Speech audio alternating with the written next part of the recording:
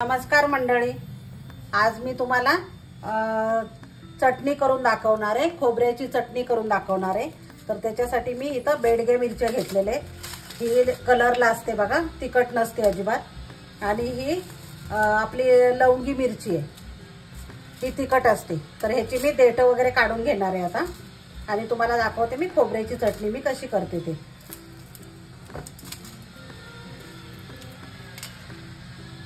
हे बघा मंडळी, आता ही शंकेश्वरी झालेली मिरची निवडून, तर ह्याच्यामध्ये कचरा वगैरे असतो, बी काढायची काही गरज नाही, फक्त देठ काढायचे आहेत आपल्याला हे पुढचे। तर मी असेच ह्याचे सगळे काढून घेतले। हे जरा तिखट असते, त्याच्यामुळे हाताला तुम्ही तेल लावलं तरी चालेल किंवा ग्लोव्ज घालून पण करा, तुम्हाला जमत असेल तर। मी अशीच काढते बघा। मिरची पावडर नाही वापरत विकतची वगैरे, तर अशीच वापरायची। घरी केलेली असेल मिरची पावडर तरी चालेल। हे सगळे मी देठ काढून घेते मस्त।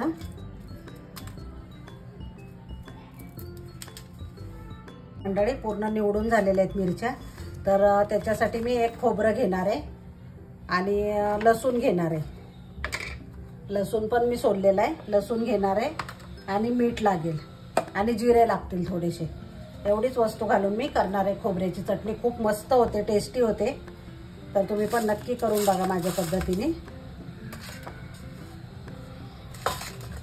एवढे आपल्याला किती 5 वस्तूच लागणार आहे, जास्त नाही लागणार। आणि थोडेसे जिरे। गॅसवर कढई ठेवलेली, तर मिरच्या भाजून घेणार मी। आधी शंकेश्वरी मिरची टाकते, ही बेडगी, कारण ही तिखट नसते आणि जरा जाड असते ना साल, तर थोडंसं भाजायला याला वेळ लागतो थोडासा। मी काय बिया वगैरे नाही काढणार आहे, तुम्हाला जर नको असतील बिया तर काढून टाका तुम्ही। अशाच सुक्या भाजणार आहे मी। बारीक गॅस ठेवलेला आहे। आता ह्या जरा भाजून झालेल्या आहेत बघा। आता हे लवंगी पण मिरची टाकते, ते पण मस्त भाजून घ्यायची। हे राहिलेल्या बिया काही मी टाकणार नाहीये, ते काढून ठेवते बाजूला। अशी चांगली परतून घ्यायची मिरची, म्हणजे खूप दिवस चटणी राहते व्यवस्थित।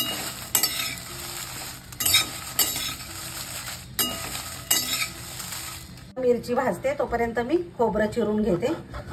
तुम्ही खिसून पण घेऊ शकता, मी चिरूनच घेते।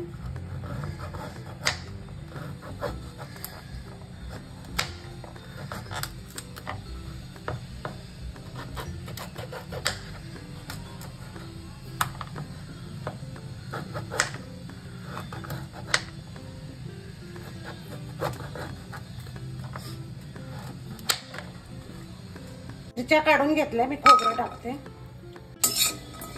खोबरं पण आपल्याला काय त्याच्यात तेल वगैरे नाही घालायचं, असंच थोडंसं परतून घ्यायचं। आता खोबरं पण झालंय बघा थोडं परतून, त्याच्यातच मी जिरे घालणार। थोडंसं हलकं भाजायचं जिरे पण, अगदी 2 मिनिटं।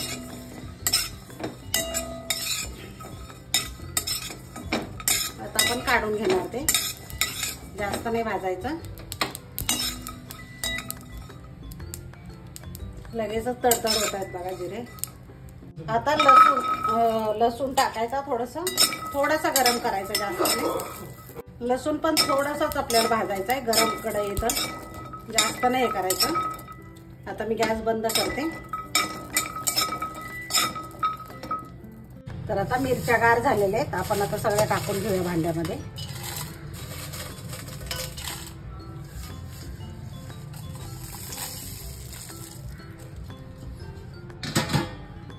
आणि याला बारीक वाटून घ्यायचं मिक्सरचं भांडं पण कोरडं असावं। आता याला बारीक वाटून घेते मी। हे बघा मंडळी, किती छान बारीक झाले, एकदम खूप छान बारीक झालेलं आहे। तर आता आपण खोबरं आणि जिरं टाकूया। याला आपण चालू बंद करत, जास्त बारीक करायचं नाही खोबरं।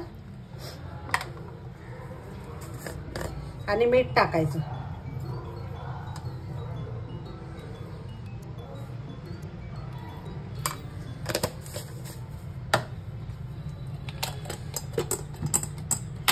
याला चालू बंद करत आपण वाटून घेऊया।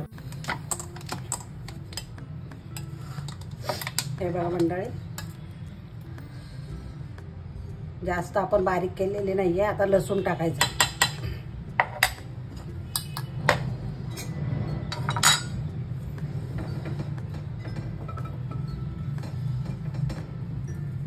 आता लसूण घालायचा आणि चालू बंद करतच वाटायचं।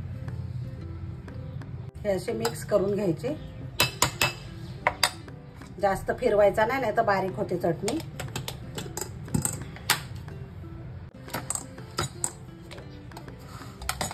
हे बघा मंडळी, किती छान मस्त झालेली अशी।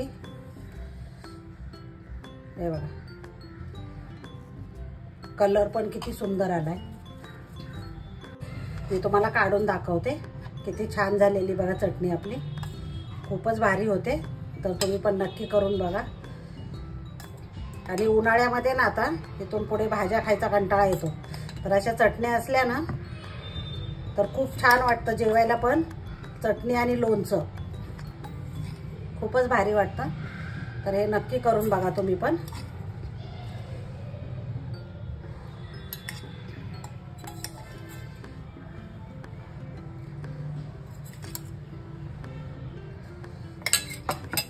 कशी वाटली माझी आजची रेसिपी तुम्हाला? आवडली असेल तर लाईक, शेअर आणि सबस्क्राईब करायला विसरू नका। धन्यवाद।